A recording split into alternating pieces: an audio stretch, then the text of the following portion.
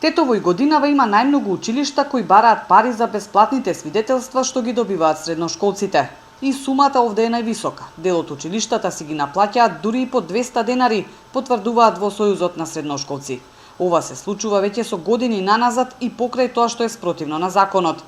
И оваа година реагирале до институциите, од кои бараат одговорност за ова незаконско наплаќање.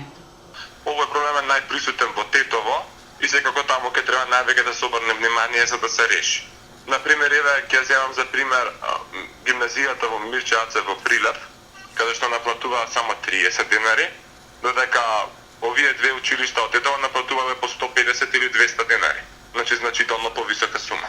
Некои директори рекоа дека они не знаеле за ваквите давачки, туку може тоа да го прават индивидуални наставници, па еве ги повикуваме тие директори да го контролираат добро своето училиште и да видат што навистина се случува. Во Алијанса за албанците денеска повикаа средношколците да не молчат за овој скандал и предупредија дека секој нов нареден случај на незаконско наплаќање во тетовските училишта ќе го објавуваат јавно.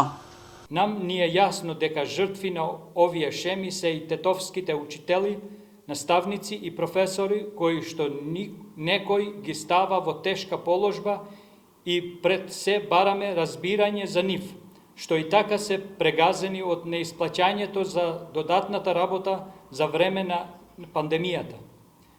Но жртви се и учениците и родителите на Тетово, кои по многу трошоци за обезбедување компјутерска опрема, мобилни телефони и интернет, сега се принудени да плаќаат и за свидетелствата. Денеска не успеавме да добиеме одговор од тетовските училишта, но средношколци кои не сакаат да зборуваат јавно ни потврдија за случајот. Инаку Бирото за развој на образованието испраќа бесплатно свидетелства до сите училишта, а само иницијативното наплаќање на дел од училиштата се случува со години. За овој скандал одговорност засега нема.